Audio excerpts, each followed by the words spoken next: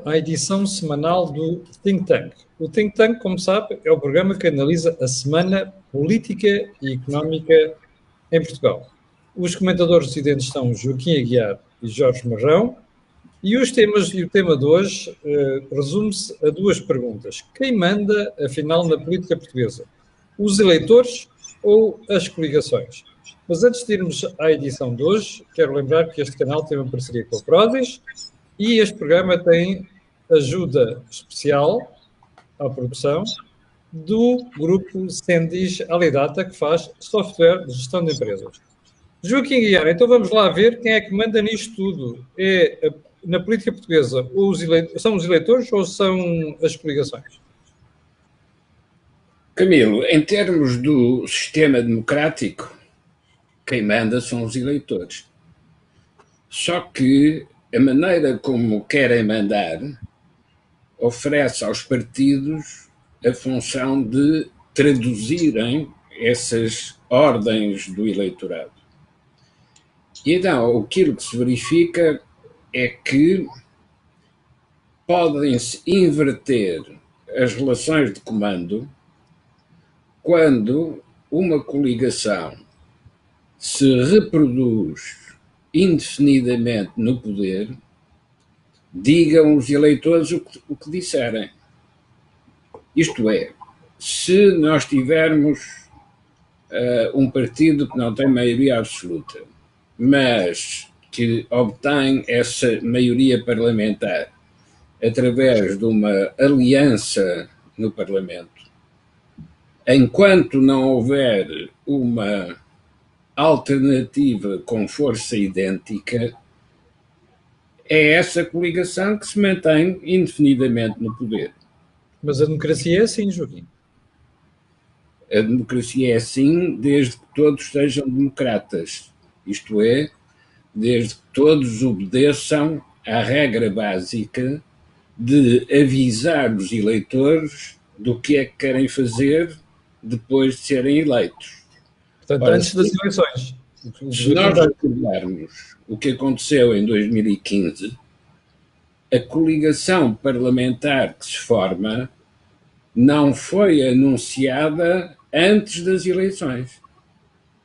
É um arranjo oportunista depois das eleições. E durou até hoje. Noutros períodos da nossa história política, coligações idênticas podiam ter sido feitas. Por exemplo, em 1987, quando caiu o governo minoritário do PSD, estava na altura à frente do PS o Dr. Vítor Constâncio e propôs ao Presidente da República que se fizesse uma aliança entre o PS, o PRD e com o apoio do PC. O Presidente da República recusou e por duas razões muito simples. A primeira é que, se tivesse aceito essa fórmula, ainda hoje o PRD existiria, porque não seria visível aquilo que aconteceu e que foi, 2 anos depois de ter tido 18%, apareceu com 4%. Mas havia uma outra razão para recusar essa fórmula. É que, uma vez estabelecida essa maioria no Parlamento, seria muito difícil fazê-la desaparecer. Porque todos os que faziam parte dessa aliança parlamentar estavam mais interessados em continuá-la do que em abrir outras oportunidades. É o que acontece desde 2015 até agora. Em 1987, quando o presidente à altura recusou, foi o PSD que teve a sua primeira maioria absoluta. Mas isso foi negativo para o presidente? Não, isso permitiu ao presidente ser reeleito para um segundo mandato sem qualquer dificuldade. Mas se tivesse aceito essa maioria que lhe era proposta, o que é que teria acontecido? provavelmente as dificuldades de governação dessa maioria parlamentar poriam em risco a sua reeleição nas eleições presidenciais de 1990. E agora o que é que se está a passar? Agora o que está a passar é que a atual maioria vai ter de enfrentar esta crise mostrando aquilo de que é capaz. E será que vai ser eficaz na resposta à crise? Aí surge a questão de haver ou não haver alternativas. Ora, o problema das alternativas tem uma resposta muito simples. Todos nós sabemos o que é preciso fazer em Portugal para que haja crescimento económico, para que haja acumulação de capital que permita resolver as questões das dívidas das empresas. Mas também todos nós sabemos o que é preciso fazer na despesa pública para diminuir ou controlar e diminuir o atual volume de dívida pública. Todos sabemos. E os nossos amigos das instituições internacionais estão sistematicamente a repetir o que é que nós devemos fazer.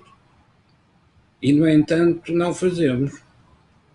O que significa que ou não transmitimos ao eleitorado aquilo que é a realidade efetiva das coisas e aquilo que nos é recomendado fazer, de tal modo que o eleitorado queira apoiar quem defende esses programas, ou nós sabemos isso tudo, mas preferimos o pecado à virtude e então continuamos a agravar a situação em lugar de a corrigir.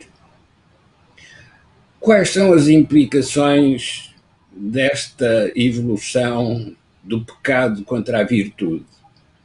As implicações repercutem no Presidente da República, porque se ele não fizer nada ou ignora o que é que tem de ser feito, ou é cúmplice daqueles que, sabendo o que tem de ser feito, preferem não fazer.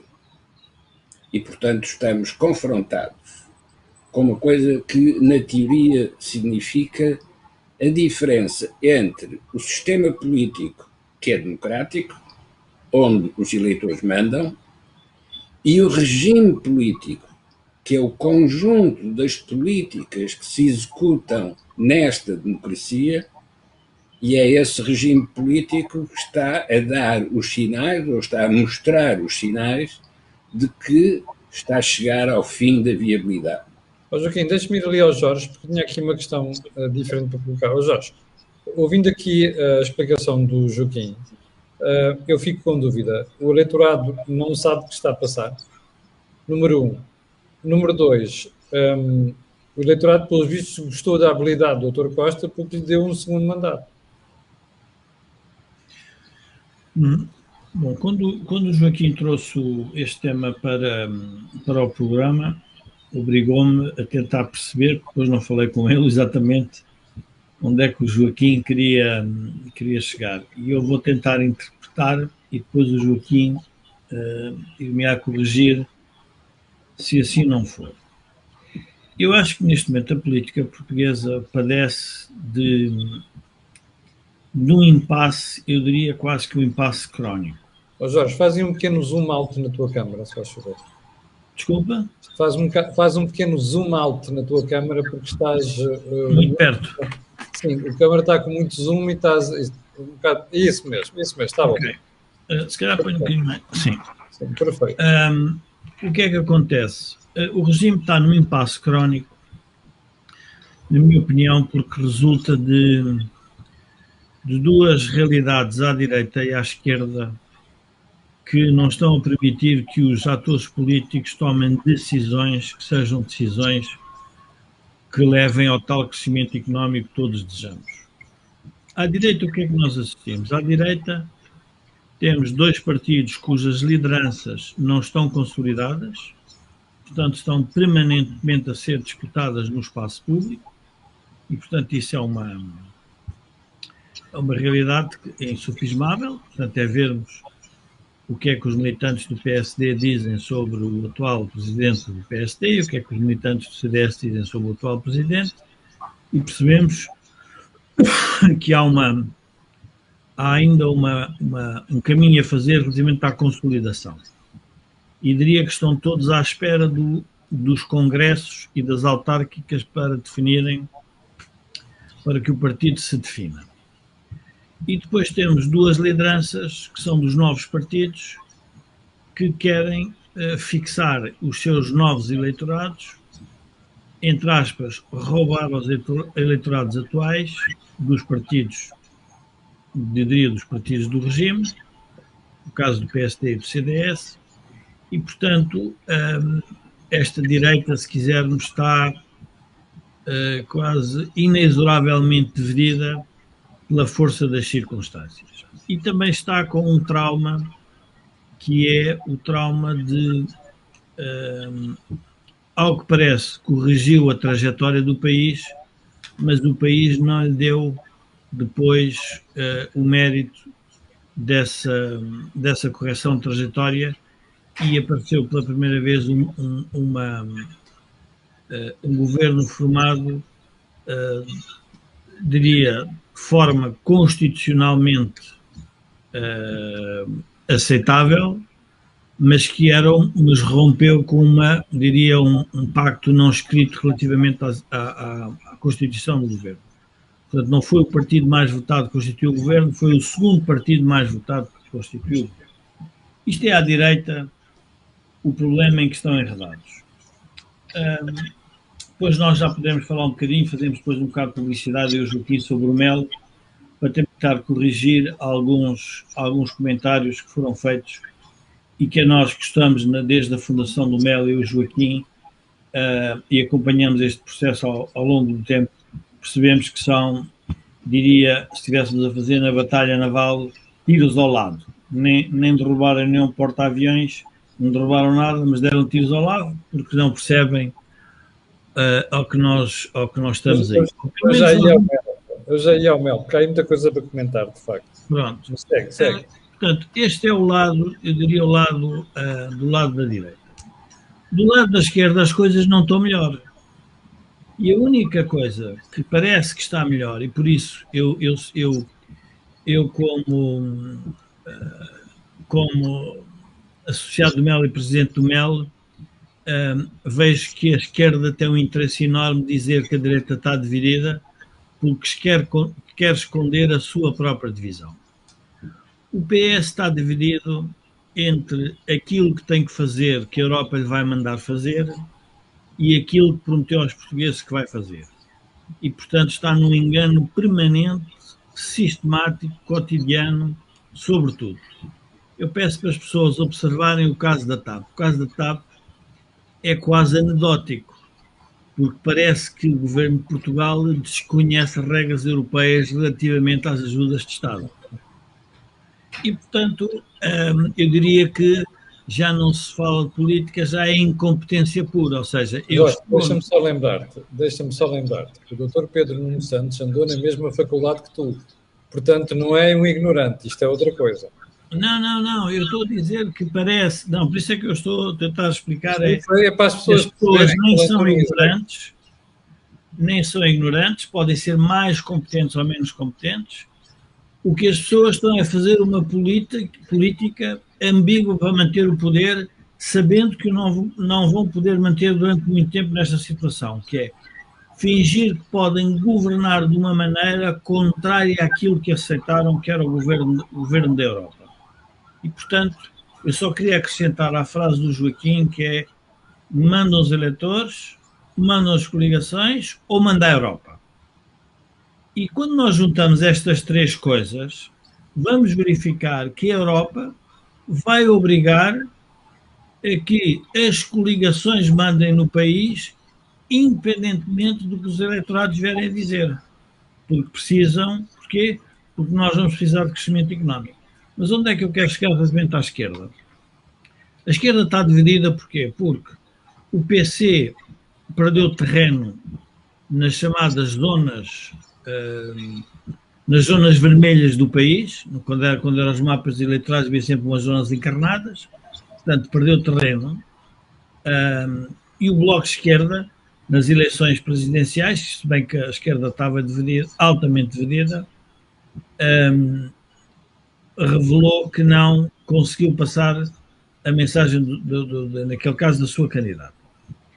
E mais interessante é que o presidente do regime, que está em agonia, é um presidente que é votado por todos os partidos, a começar do Partido Socialista até à chamada extrema, quase extrema-direita, e aí faz-se uma parede, porque a parede foi feita pelo próprio candidato André Ventura. Portanto, o que é que significa? Significa que há um estabilizador do regime, que é o Presidente da República, há um desafiador do regime, que é André Ventura, e depois há os perdidos do regime, que são, para mim, o PCP e o Bloco, que querem continuar na subversão da sociedade portuguesa, relativamente ao que chamaria a democracia liberal, o Estado de Direito, à defesa da iniciativa privada, à defesa dos valores europeus, a um conjunto de matérias até do ponto de vista, se quisermos, sociológico, de costumes e de todo um conjunto de legislação que é feita sobre matérias comportamentais. Mas, portanto, o que nós estamos a assistir é a um impasse porque não estamos a conseguir criar, eu diria, o reformador do regime. E o reformador do regime vai ter que surgir, porque nós não podemos continuar com este tipo de problema. Portanto, eu diria, Camilo, que a tua pergunta tem toda a legitimidade, eu se calhar não respondi diretamente.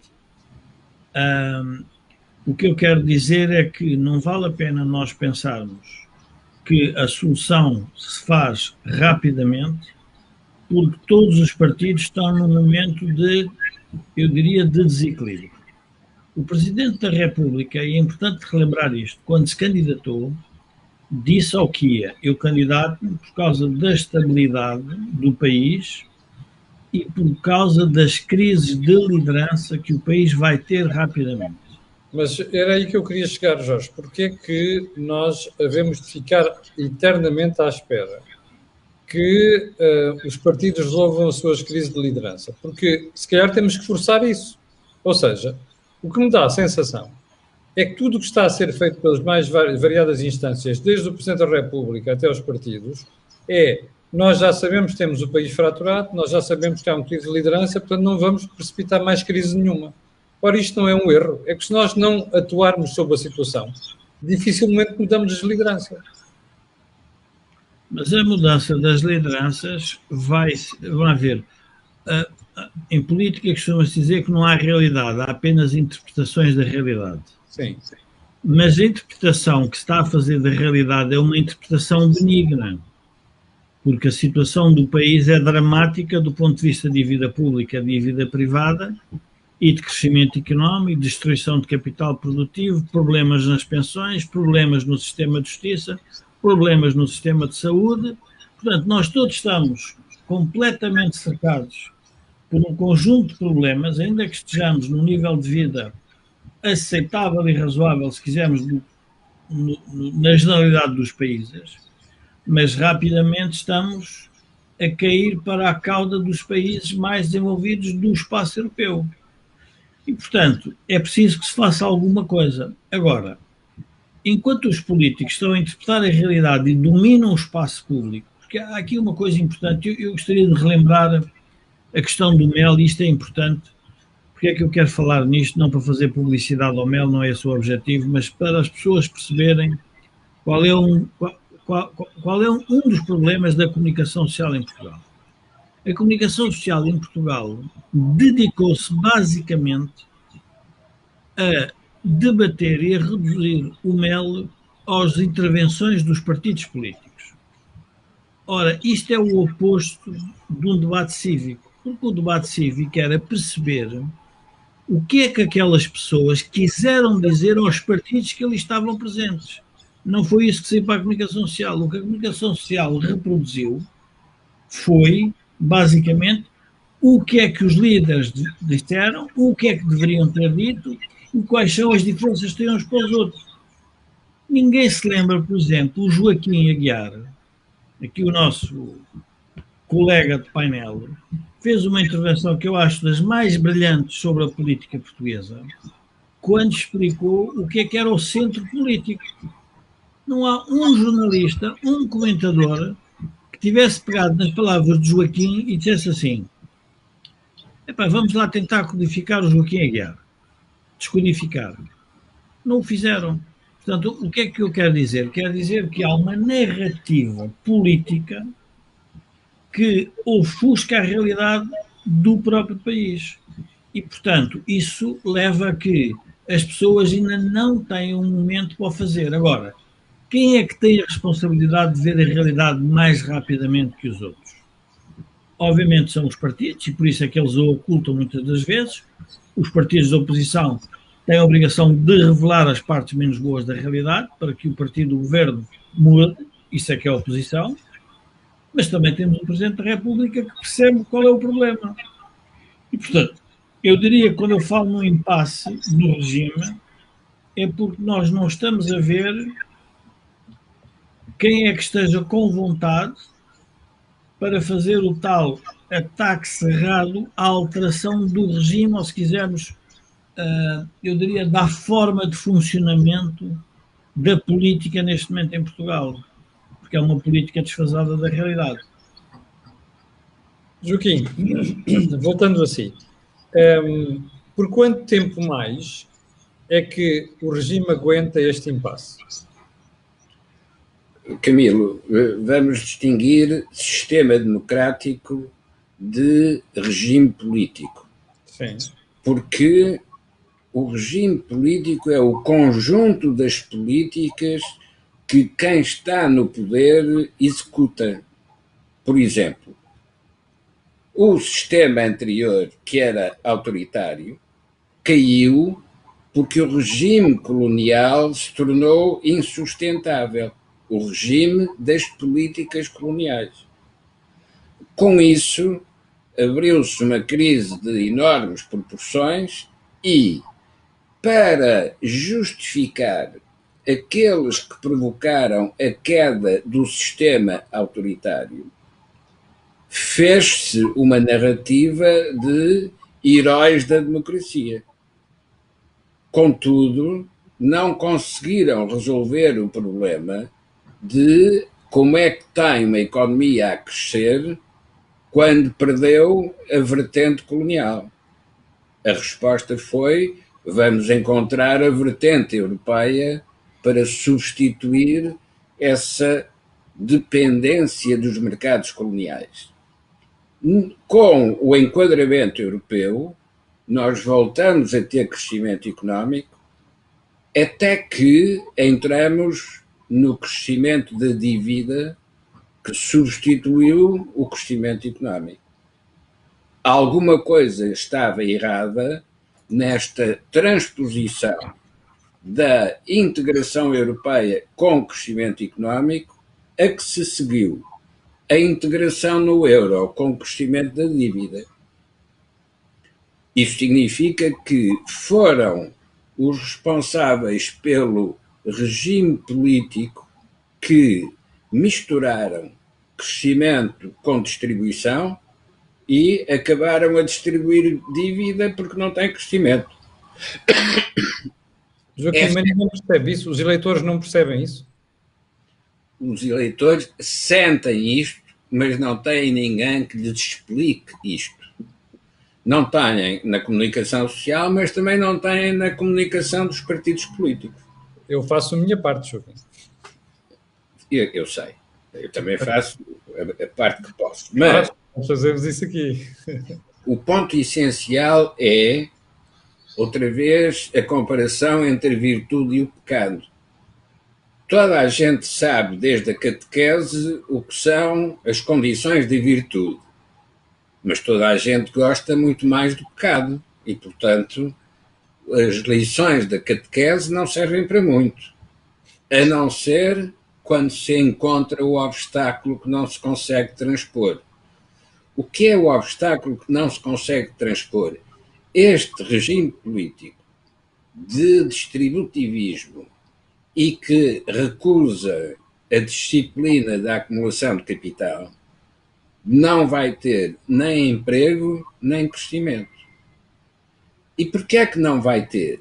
Porque está dependente daquilo que forem as orientações e os recursos fornecidos pela Europa, mas não quer assumir nem aceitar as consequências programáticas dessa dependência da Europa. É por isso que, quando se fala de Europa e liberdade, para podermos ter liberdade de decisão, precisamos de ser europeus. Mas, se preferirmos dizer não queremos abdicar da soberania, queremos ser nós a decidir o que é a nossa política económica, então a única coisa que podemos ter é o empobrecimento. Porque falha a condição essencial para que haja crescimento, que é ter recursos para investir, ter mercados para colocar os produtos e ter clientes para poderem pagar aquilo que nós sabemos fazer. Agora, quando nós ficamos novamente, orgulhosamente sós, por causa da pandemia, nós verificamos o que é que acontece ao turismo, o que é que acontece à companhia aérea, o que é que acontece à atividade portuguesa. É que se os produtos ainda podem circular, quando não circulam as pessoas, Portugal fica empobrecido, fica condenado a não poder ter crescimento. Para sairmos desta situação de crise, é preciso mudar tudo e ao mesmo tempo. Isto é preciso mudar as políticas, mas também é preciso que os eleitores mudem o seu modo de avaliar a ação política, de avaliar as posições dos partidos. Mas também... O Joaquim já diz isto há tanto tempo, não fica frustrado porque parece que as pessoas não nos ouvem? Não ouvem, é o problema do padre com a virtude e o pecado. Toda a gente ouve e sabe o que é virtude, mas toda a gente prefere o pecado. E o pobre do padre anda atrás dos crentes à espera que eles sejam iluminados. Ora, o que é a iluminação neste caso? Já vão há alguns milénios, Joaquim. Exato. Não para, vamos continuar. É por isso que o padre tem sempre trabalho, tem sempre emprego. Pode não ter esmola, mas vai continuando. Agora, quando é que isto para? Para com a evidência do obstáculo. Há sempre um momento em que se chega ao fim do campo das possibilidades e então, nessa altura, é um pouco como quem entra num beco sem saída. Só tem uma resposta, é dar a volta e vai para trás. Mas convém é não entrar outra vez num outro beco sem saída. Isso significa que quem invoca a soberania para ter autonomia de decisão tem que ter os recursos que sustentam essa soberania. E é isso que o eleitorado vai descobrir. Isto é, o eleitorado, que é quem altera as lideranças partidárias, o eleitorado vai descobrir, agora mais do que no tempo de Sócrates, o eleitorado vai descobrir o que é que significa ficar sem recursos. E, ao descobrir isso, vai culpabilizar, evidentemente, aqueles que estiveram a exercer o poder. Mas, Joaquim, está a ver o comentário do Rui Delgado? Os espectadores mais atentos. Já, espera aí. E costuma ver todas as semanas. Faz uns comentários muito interessantes. Agora pergunta-nos aqui, confesso que os portugueses padecem de síndrome de Estocolmo. Na vossa opinião, isto acaba quando? Não, eu vou tentar responder ao Rui Delgado. Eu já não me recordo, um economista, se a nacionalidade dele, penso-me que é americano, ou americano, que diz o seguinte: as políticas públicas só podem ser avaliadas corretamente depois de ter morrido o dirigente que as produziu. Porquê é que ele diz isto? Porque nós estamos a avaliar as políticas públicas. Nós temos que perceber porque é que o eleitorado não muda. O eleitorado não muda porque há um conjunto de interesses. E quando eu digo aqui interesses, não é aqueles interesses que fala o Partido Comunista, que é os interesses capitalistas, dos grandes empresas, dos grandes empresários, dos bordões, não. Interesses das pessoas, em concreto um cidadão, de um funcionário, de um trabalhador rural, de um pensionista. Há interesses que eles querem manter porque sabem que esse interesse pode vir a ser abalado. Enquanto essas pessoas estiverem a votar, vão votar em geral nos seus interesses. Isto, o que é normal. Agora, o problema é que quando a sociedade bloqueia, ou seja, e quando é que se fizeram revoluções? As revoluções fizeram-se quando as pessoas verificaram que havia direitos adquiridos, interesses estabelecidos, que não se podiam manter sem a perda de rendimento de um conjunto significativo da população. E então, o que é que está a acontecer em Portugal? O que está a acontecer em Portugal é uma sociedade dual em muitos sentidos. É dual entre os mais velhos e os mais novos. Os mais novos têm menos oportunidades, não crescem no rendimento. Os mais velhos ocupam os lugares de poder, têm mais rendimentos. As pensões foram estabelecidas com modelos que não têm a ver com a poupança que essas pessoas fizeram. É uma sociedade dual entre o litoral e o interior. Toda a gente percebe, com grandes conversas sobre a coesão nacional, sobre o interesse do desenvolvimento do interior, nem em termos práticos, o interior continua a perder todos os dias em relação ao centro. E depois temos uma outra dualidade, que é o funcionário público que tem o seu emprego garantido e tem o crescimento, eu diria, administrativo dos seus salários, enquanto o funcionário privado tem a perspectiva de precariedade e desemprego e tem a fixação do seu salário com base na produtividade. E, portanto, esta dualidade está a fraturar o país.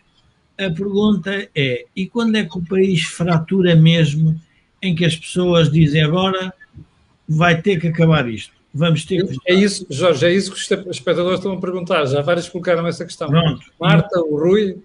E o que nós estamos a dizer é, dois partidos já nasceram com ideias muito diferentes dos partidos atuais. O partido do governo só vai conseguir continuar a manter o poder se disser aquilo que sempre disse no passado. Ora, isso não é compatível com a realidade económica. E, portanto, vai ter que começar a mudar o discurso e mudar a prática. E a melhor forma de explicar isso é: mudou o discurso sobre a austeridade, manter-se a prática da austeridade. Exatamente igual. Mas mudou. E, portanto, e o que é que isso levou? Levou a que os votantes do Partido Comunista e do Bloco de Esquerda, que estavam a acreditar nas boas políticas do Partido Socialista, hoje já não acreditam nisso. E, portanto, a tensão dentro da geringonça é todos os dias maior. A única coisa que está a unir a geringonça é o inimigo da direita ou do regresso eventual, potencial, sebastiânico, messiânico, Passos Coelho. Mas nada. Mas é que o Passos Coelho já foi embora, Jorge. Já disse que não está para voltar. Pronto, isso, então já terminou isso. Então o que é que nós estamos a falar? Nós estamos a falar que esta dualidade vai ser descoberta naturalmente pelos portugueses. Há pouco o espectador punha, mas o Dr. Marcos Mendes bateu no mel. O Dr. Marcos Mendes faz parte da classe política, do tal regime político, que tem uma interpretação que eu aceito, do ponto de vista da leitura dele. Ele disse é um flop, porque ele admitia que o Mel ia para lá juntar as pessoas e que iam dizer que estavam todos de acordo. Ora, o que o Mel fez de útil à sociedade portuguesa é melhor vocês perceberem que estão mesmo em desacordo e a sociedade vai exigir que vocês estejam de acordo. Porque o debate cívico que lá foi feito foi que as pessoas consideram que é preciso que os partidos se organizem para fazer a tal mudança. Estamos de acordo com a mudança. Os partidos não a querem fazer. Porquê? Porque estão a proteger os seus interesses ainda particulares e não olharam para o país, olharam mais para o partido. E, portanto, esta dualidade vai fraturar o país. E vai fraturar em que momento? Agora temos eleições autárquicas. E reparem o que é interessante. Os dois partidos que nasceram à direita, sendo que os liberais não querem, portanto dizem que podem ser direita como esquerda, admitindo que, pronto, são liberais ao centro, com pauzinhos de direita e pauzinhos de esquerda, mas os dois partidos que nasceram querem ir à luta sozinhos. Os outros dois querem ir à luta juntos, porque as lideranças ainda não estão consolidadas e, portanto, querem no meio da disputa ocultar o resultado da aliança, se quisermos. E, portanto, isto é o que está a dividir a direita. A esquerda, isto é importante as pessoas perceberem. Porque é que o Partido Socialista, que tanto fala na estabilidade, não conseguiu celebrar um acordo com o Partido Comunista e com o Bloco de Esquerda? E estão a pedir que a direita chegasse ao direita, e na leitura do Dr. Rui Rio, do centro para a direita. Porque é que estão a pedir do centro para a direita que chegasse ao centro de congressos com um acordo firmado? Ora, é esta dualidade que a comunicação social revela. E depois nós dizemos assim, mas porquê é que o Joaquim não vai a uma televisão? Porquê é que o Jorge Marrão não vai a uma televisão? Porquê é que o Camilo Lourenço não vai a uma televisão? Porque nós não fazemos parte do regime político. Ponto. É tão simples como isso. Eu não estou a dizer que todos os que lá vão façam. O que estou a querer dizer é que vai nascer uma sociedade à roda do regime político, que é uma sociedade insatisfeita. É a sociedade que vai para as redes sociais, é a sociedade que protesta de maneira diferente e de maneira muito, muito distinta. Este caso da Champions League é um caso que nós poderíamos analisar até do ponto de vista do regime político. Um regime político que aceita a intromissão de uma política pública estrangeira em Portugal é um regime político sem soberania. O mais grave da Champions não é os ingleses partirem cadeiras, isso é o que eles fazem a todos os sítios que vão. Portanto, eles não partiram as cadeiras porque era o mobiliário onde é que é na zona onde se fazem as mobílias em Portugal, já não me lembro. Passos de Ferreira. Eles não partiram porque as mobílias eram de Passos de Ferreira. Eles partiram a mobília como partiriam em Espanha ou Itália. O que é estranho é o país ter aceito, não é o país, o governo ter aceito isto. Porque é como o Joaquim dizia, porque as fronteiras não se podem fechar. E isso era muito importante. E depois, claro, um certo provincianismo, porque éramos organizados de Champions League, tudo bem. Mas isto é importante nós percebermos que quais são os sinais que o regime está a dar de decadência. Não há um acordo à esquerda. A direita não se entende sobre o diagnóstico na maior parte das coisas, mas não se entende sobre o futuro. O presidente está receoso relativamente às condições económicas de partida. Os empresários estão fechados nas suas empresas com medo de falar. Com medo da intimidação que pode surgir que o próximo detentor dos recursos da sociedade são recursos públicos. Portanto, vão precisar desses recursos, vão precisar da ajuda do Estado. E, portanto, temos uma sociedade que tem uma espécie de uma inquisição mediática, que é feita das várias formas,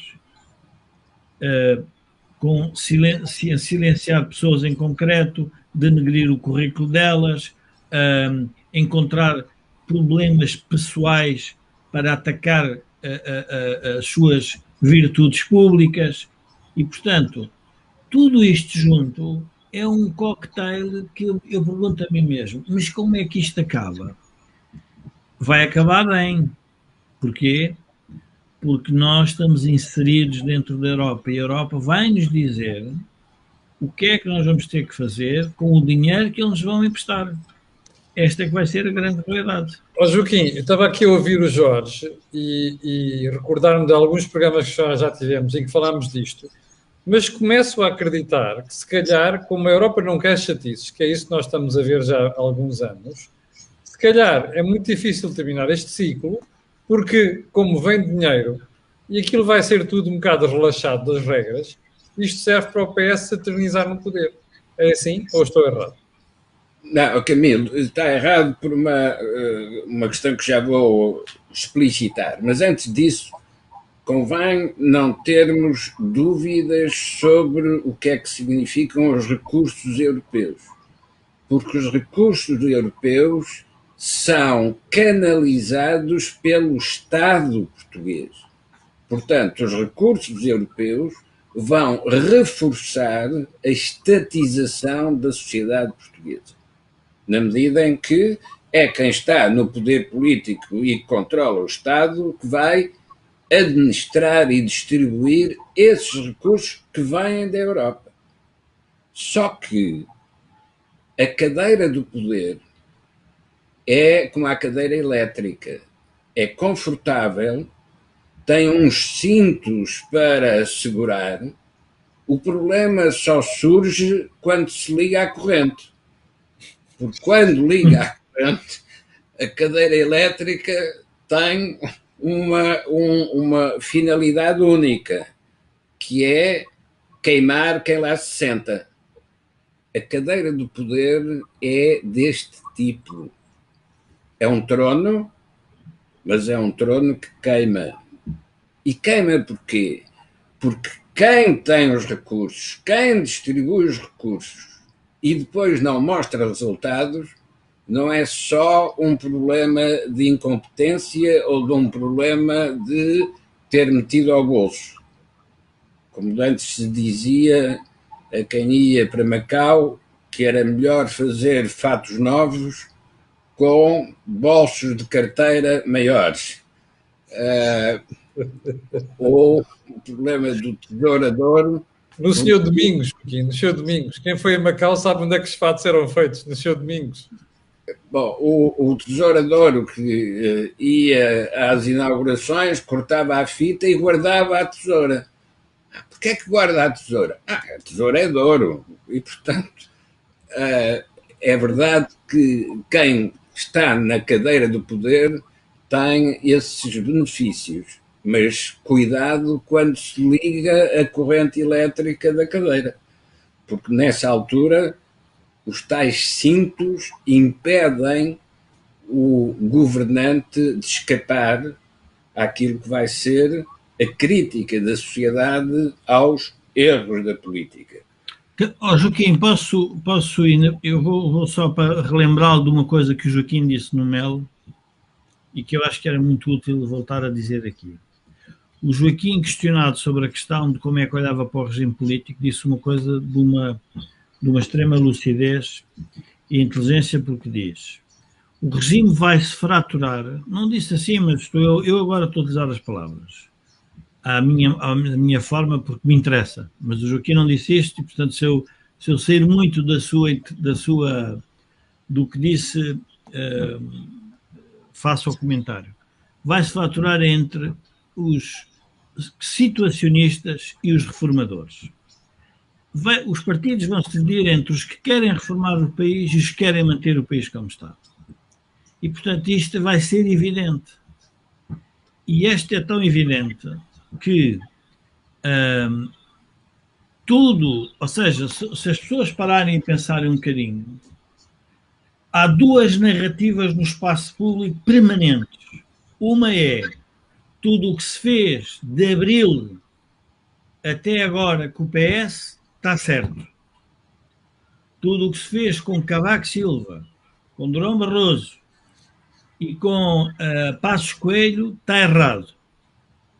Ora, estas duas visões do problema vão se manter ainda mais tempo. Porquê? Porque os reformadores não são aqueles que dizem que abril está tudo certo. Mas o que é que acontece? A revolução é de abril. Então a narrativa política é quem ataca os situacionistas parece que está a atacar a liberdade que abril nos deu. E, portanto, as pessoas, não é por acaso que a esquerda diz que todas as pessoas que atacam, vocês estão a atacar, atacamos o Serviço Nacional de Saúde, vocês estão a atacar uma conquista de abril, logo estão a atacar a liberdade, logo estão a favor do Estado Novo. Portanto, o que nós estamos a discutir é a fratura entre quem quer manter uma sociedade que paralisou naquele tempo, que inquistou, e a outra que se quer reformar. Só qual é o problema? O problema é que estão aqui 3 comentadores e os 3 comentadores já têm idade. Este é um problema real da sociedade. Têm idade que já passaram por tudo. Nós somos os responsáveis do problema do país. Porquê? Porque nós não fizemos as reformas, nós é que votámos mal. Está bem, Jorge, mas o problema é que... Mas é que são... Não fizerem reformas, lutaram pela reforma. Eu estou nesse grupo. O que eu quero dizer é o seguinte, ainda é mais grave, o que eu quero dizer é que, como a sociedade tem uma pirâmide etária envelhecida, é essa sociedade que está a votar para manter aquilo que ela acha que foi a grande conquista que ela fez. E não acredita que para a sociedade crescer tem que perder algumas dessas coisas ou ganhar outras, porque obviamente quando se perde é para se ganhar. Ninguém perde pelo prazer puro de perder. Sim. Bom, quero recordar a quem está a ver o programa... Peço desculpas, Joaquim, peço imensa desculpas. Está bom, Joaquim, outra vez. Peço desculpa, aliás, quero lembrar a quem está a ver o programa ou quem chegou agora que você está consigo com o Think Tank e esta semana nós estamos a tentar perceber quem é que manda. São os eleitores, são as coligações. E já agora peço desculpa às pessoas estar aqui das vezes com o lenço, mas eu estou com um ataque de alergia brutal. Há bocadinho saí aqui a secar para ir tomar alguma coisa, mas mesmo assim não funcionou. Estou mesmo com uma alergia brutal e peço desculpa porque estou a fazer o programa com muita dificuldade. Joaquim, vamos lá, terminar o raciocínio.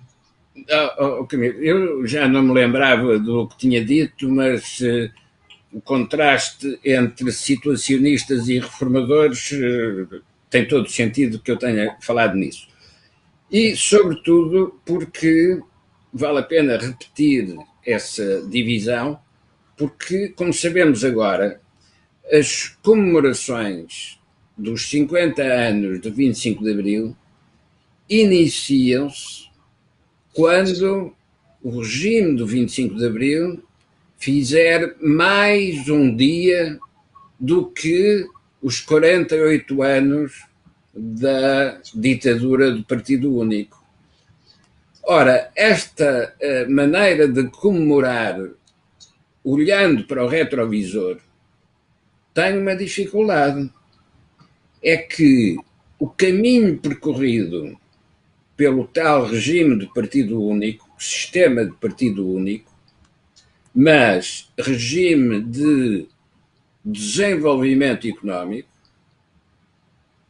vai ser comparado com o que foi o percurso em idêntico período, em estrada mais desanuviada, mas com resultados em termos de crescimento económico que são medíocres.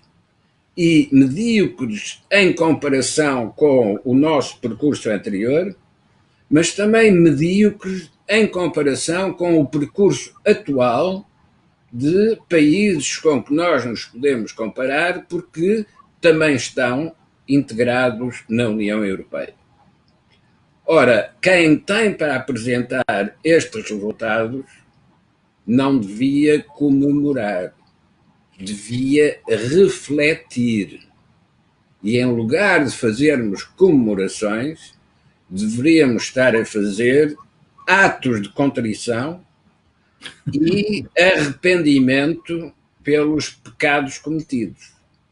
Não é isso que vai acontecer, porque pelos protagonistas escolhidos vão tocar trombetas e vão aparecer os anjos do paraíso. Mas não nos iludamos. Os que não estamos nessas comemorações têm a obrigação de refletir sobre o que foram os erros cometidos. E nesse aspecto, quando se diz a direita não tem programa, o que se deveria dizer é que e a esquerda não tem nada para dizer. Não é sequer não ter programa, é não ter nada para dizer porque está sempre a repetir a mesma coisa sem ter em conta que o país de que falam já não existe. Já não existe o país das populações rurais que vêm para o litoral, para as indústrias e, portanto, aumentam a produtividade na economia, como não existem as populações ativas que sustentam as reformas dos que já abandonaram a população ativa, porque não vêm jovens atrás para manter esta sequência.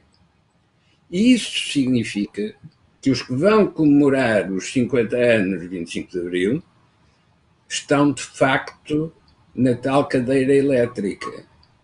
Estão no poder, mas é um poder que os denuncia, porque estão no poder e não fizeram aquilo que deviam ter feito.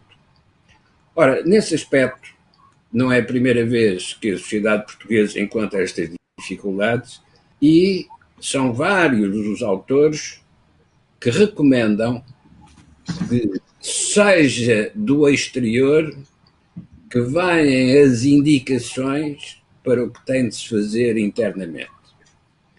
E do exterior não vêm ordens, basta que venham comparações. Joaquim, posso-te fazer uma pergunta?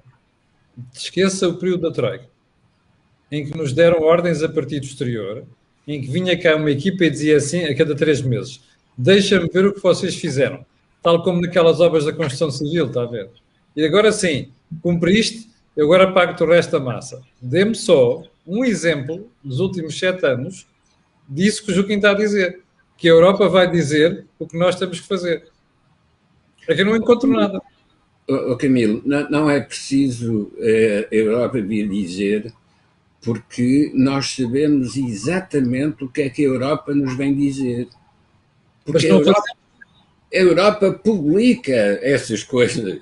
Portanto, não se pode sequer imaginar que nós não sabemos. Não, nós sabemos. Temos em Portugal quadros qualificados exatamente idênticos aos quadros europeus ou aos quadros americanos.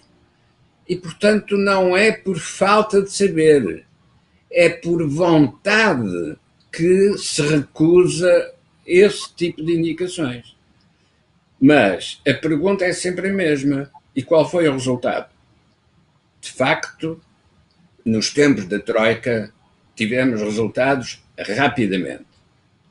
Depois tivemos o benefício adicional, que não tem nada a ver connosco, que é a descida da taxa de juros, sobretudo para um país que tem um nível de dívida na escala que nós temos. Portanto, este benefício excepcional foi uma vantagem que não soubemos aproveitar. E agora o que é que vai acontecer depois da crise atual? A crise atual vai significar uma pressão de inflação e essa pressão de inflação vai implicar uma pressão na taxa de juros. Ora, nessa altura, a cadeira elétrica ligou à corrente. Pois é, mas Joaquim vai ter o tipo que está na cadeira elétrica, aos primeiros choques vai dizer assim: epá, venha de lá o perdão de dívida. Bloco de Esquerda, PCP e até o próprio PS. Vai ser essa a nova cantilena nacional. Que é isso que vão dizer, é óbvio. Só que convém não esquecermos, nós, os que somos eleitores, convém não esquecermos que já há 10 anos eles diziam que a solução era o perdão da dívida. E como se viu, não era preciso nada disso, porque tivemos o benefício de, sem perdão de dívida, não termos aumentado os encargos financeiros. Ora, se vier perdão de dívida, o erro será repetido novamente. Não saberemos aproveitar esse benefício do perdão de dívida. Mas não vem nenhum perdão de dívida, porque a única coisa que vem é, quando muito, o alargamento dos prazos para o pagamento da dívida. Mas isso, para recordar o regime anterior, já conhecemos dos tempos do consolidado a 4%. 1892. Ora bom, e portanto, para Portugal nada disso é novo. Como não é novo o facto de nem a direita nem a esquerda terem programas consistentes para os problemas atuais. Como também não é novo que é do exterior que vêm esses programas.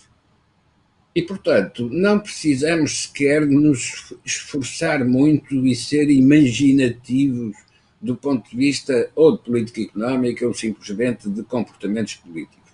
Basta fazermos a análise daquilo que os outros fazem e que tem sucesso nesses países. Se há esse sucesso, nós também podemos fazer.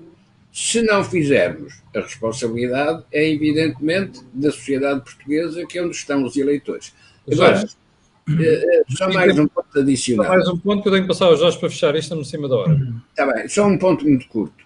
Atenção ao que está a passar nos Estados Unidos com a tentativa de bloquear o sistema democrático para salvarem o regime político.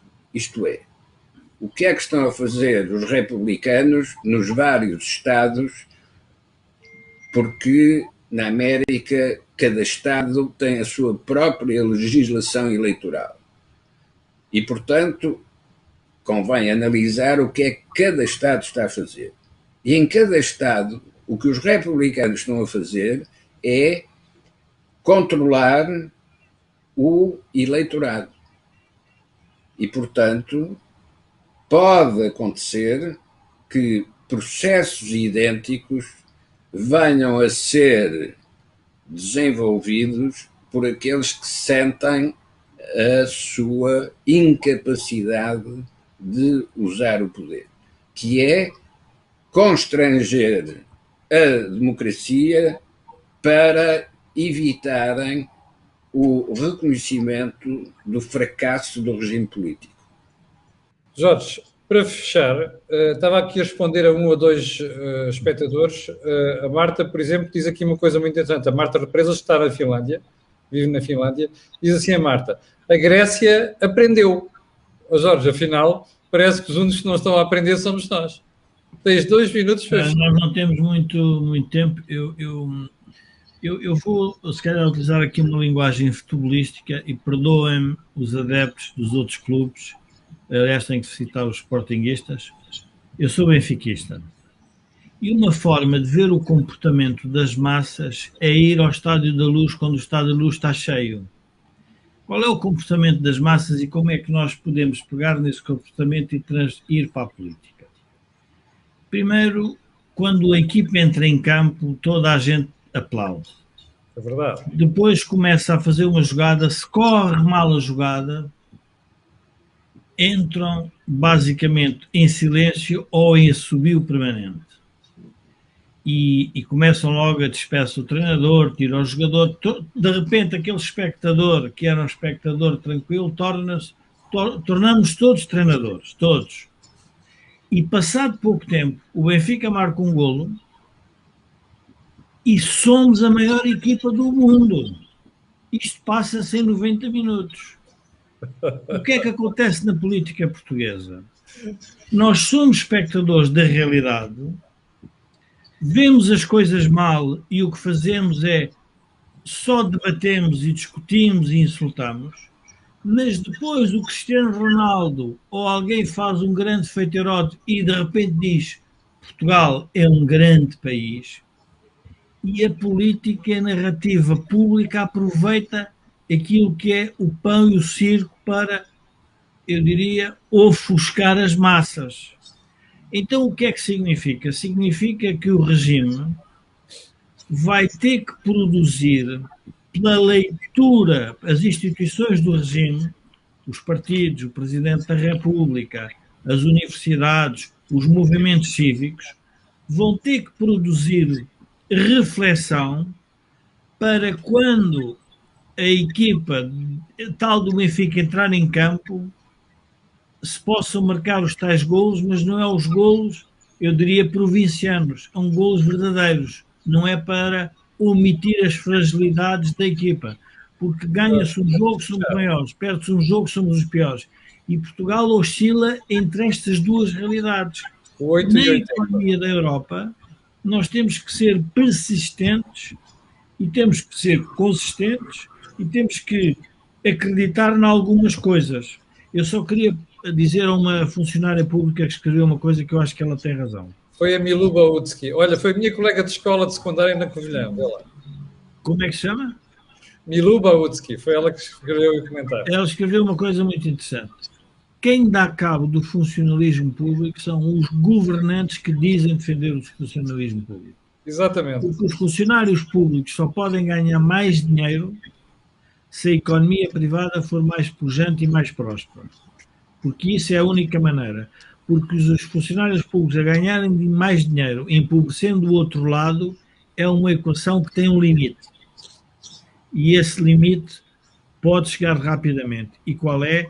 É o ataque permanente que depois se gera na sociedade contra os funcionários públicos, que é errado, porque não há nenhuma sociedade desenvolvida que não tenha um Estado preparado e com funcionários públicos competentes, capazes e bem remunerados. E, portanto, essa é outra das lições que a gente tem que tirar de toda esta crise. É que abominar sempre o funcionalismo público não é isso que nós temos que fazer. Nós temos que criticar as políticas públicas que geram uma má economia para os funcionários públicos e para os funcionários privados. Temos que fechar, Jorge, temos que fechar. Pronto, basicamente era isto. Eu queria dizer à Sofia Lago, que a Sofia Lago está aí a fazer uns comentários, há bocado dizia que os três comentadores são da Iniciativa Liberal. Ó Sofia, não sabia que tinha dotes de adivinhação, porque eu sou de direita e já declarei aqui a minha área, chama-se Social-Democracia com Pendência Liberal. Mas pronto, se você quiser fazer adivinhação... Mas eu posso dizer, eu sou um votante típico Aliança Democrática que varia de acordo com o vento. Pois, exatamente. Já agora dizer à Sofia assim, alguns comentadores ficaram longe na política. Ó Sofia, nenhum destes comentadores quer ser ministro. Posso-lhe assegurar isso. Jorge Joaquim, nós voltamos daqui uma semana. Quero agradecer a vossa atenção. Quero agradecer a preocupação que algumas pessoas tiveram a mandar aqui mensagens, perguntar o que é que se passava comigo. Estou com um brutal ataque de alergia. É só isso. Não é mais nada. Quanto a nós nos vemos amanhã às 8 da manhã. Não se esqueça, é feriado, mas há a cor do dinheiro comentário matinal. E para o final, quero pedir às 1.400 pessoas que estão em direto aquilo que peço sempre, que é colocarem um gosto, fazer partidas nas redes sociais, e também já sabe porquê, aquilo que houve aqui não houve em mais sítio nenhum. Para finalizar mesmo, só lembrar que o canal tem uma parceria com a Prozis e que este programa tem ajuda à produção do grupo Sendis Alidade. Jorge Joaquim, o pessoal que está a ver, encontramos daqui a uma semana. Muito obrigado. Obrigado. Camilo, eu precisava de ficar